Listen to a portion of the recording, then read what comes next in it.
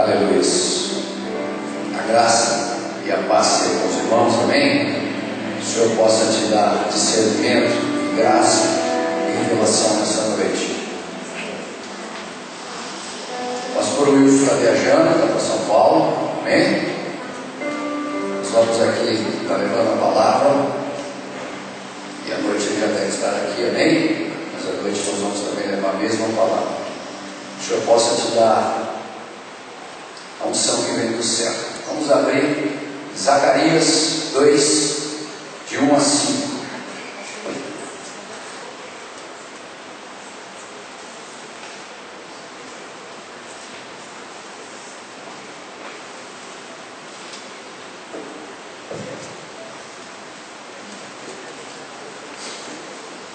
Zacarias 2, de 1 a 5. É quase no finalzinho do Velho Testamento. Amém? Todos acharam? Zacarias 2, 1 a 5 diz assim: Eu tornei a levantar os olhos e vi, e eis que um homem tinha na mão um cordel de medir. Então eu perguntei: Para onde vais tu? E ele me respondeu: Medir Jerusalém, para ver qual é a sua largura e qual é o seu comprimento.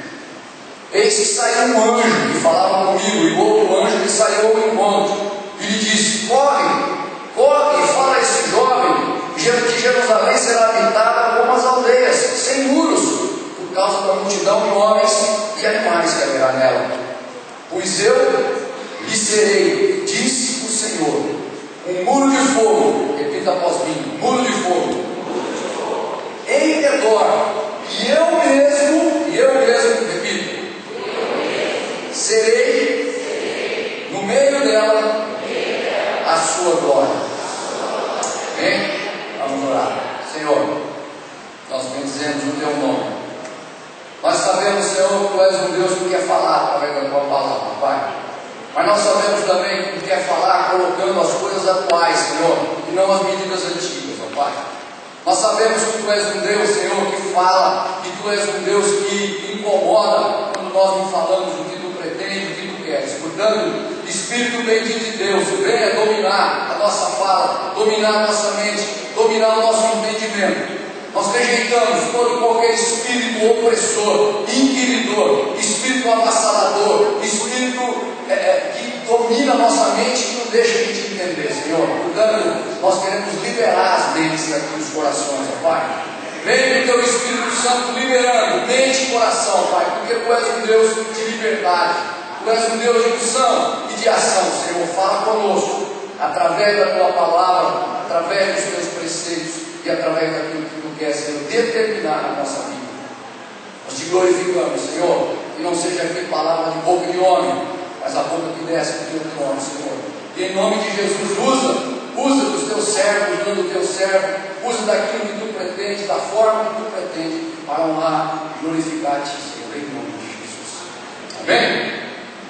Nós vemos aqui uma posição, e é bom sempre a gente entender, né? Antes disso, eu gostaria que vocês falassem um para o outro: olha, as velhas medidas não se ajustam em uma nova vida. As velhas medidas não se ajustam em uma nova vida. Nós vamos falar de medida, nós vamos falar de tamanho, nós vamos falar de base, nós vamos falar de referência, e muitas vezes nós temos uma referência, e essa referência muitas vezes nos atrapalha, porque nós vivemos uma vida toda com uma referência. E nós vamos tentar aqui ver essa palavra para verificar o que Zacarias, na verdade, ele teve uma visão. Essa visão, Zacarias era um profeta, um de Deus, é um profeta bendito do Senhor, né? Um profeta israelita. E ele estava, vou só contextualizar esse local para a gente entrar no assunto que nós vamos falar, tá certo? Mas tem que contextualizar, porque Zacarias estava num momento de crise. E esse momento de crise que Zacarias estava, era um momento em que o povo de Israel, havia já sido preso na Babilônia e estava voltando da Babilônia. Eles ficaram lá 70 anos presos e estavam voltando. Chegou a hora de voltar. E Zacarias é considerado os profetas menores, né? Mas ele, Ageu e os outros profetas menores, muitos fizeram esse momento. Esse momento era um momento de reconstrução do templo. Isso se passou mais ou menos em 520, 518 anos de Cristo. Não é? E eles precisava reconstruir o templo. E quando eles chegaram naquele local, eles voltaram da Babilônia, imagina que esse está sendo preso em outro lugar, com outra cultura, com outra realidade. Nós vamos depois tentar contextualizar praticamente dentro da nossa vida. Nós vamos tentar contextualizar mesmo, que a gente tem visto alguma coisa assolando o povo de Deus, assolando as pessoas, né? Nós vamos falar de um assunto específico.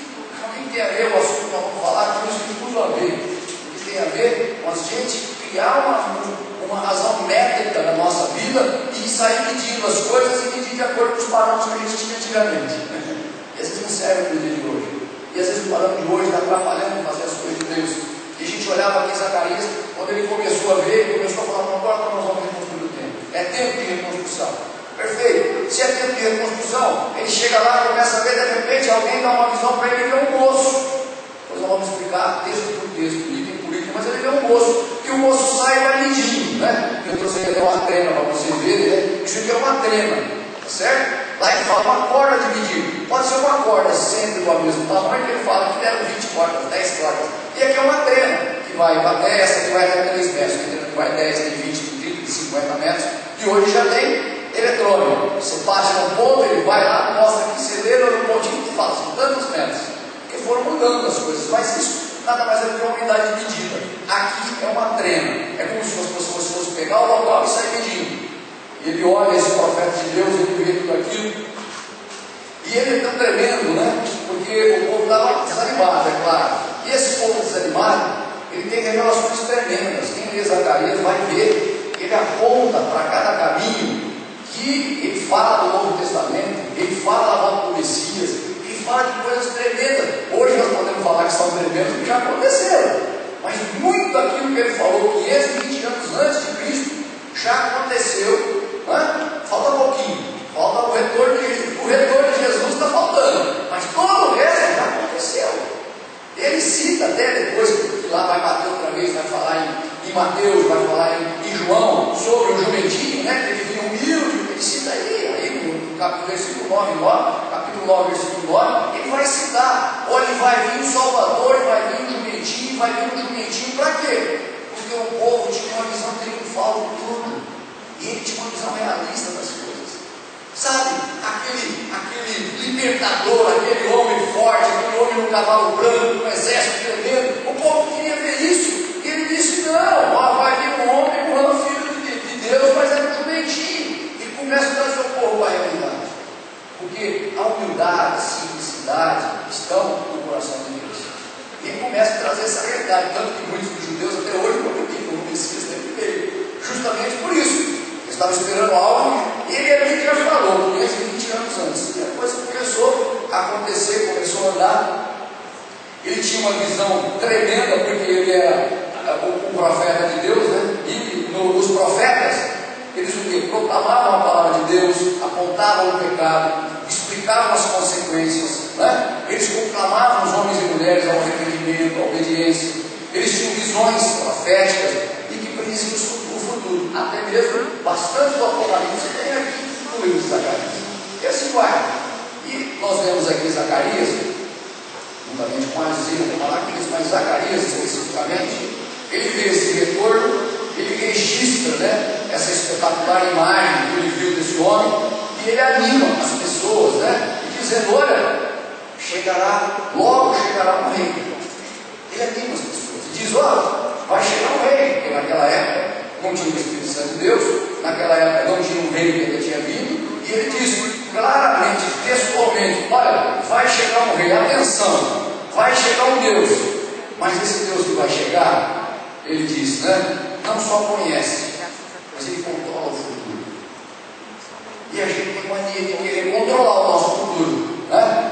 A gente tem mania de querer controlar aquilo que vai acontecer. Aí agora, o diabo, sem saber aqui, né, começou a falar de alguma coisa aqui da criança, depois, ele não é diferente de ninguém de nós, né? Eu também, na primeira vez, fiquei sabendo, fica pensando na fraldinha, na roupinha, e no xixi, no cocô, na coisa que eu vou ter que fazer, e no dia que eu vou ter que fazer, e a escolinha e tal, tudo assim. Quando na verdade depende de alguma coisa de nós, nada.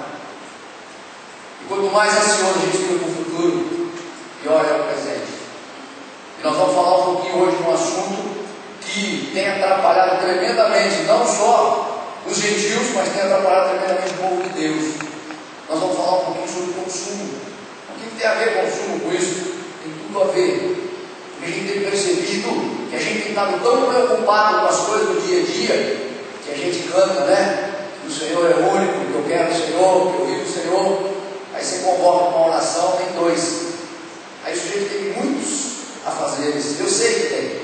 Mas se a gente acha tão importante, tão preponderante os caminhos e as medidas do Senhor, por que nós não vamos e nos habilitamos no Senhor para poder fazer o resto? É o contrário. Nós queremos nos habilitar no resto para deixar para o Senhor um pouquinho daquilo que nós de repente temos uma vez. Amém? Alguém tem sentido essa dificuldade? Você olha para o povo de Deus, você faz uma reunião, você olha para a cara dela, 90% é todo mundo muito cansado, todo mundo abatido, todo mundo correndo atrás do quê?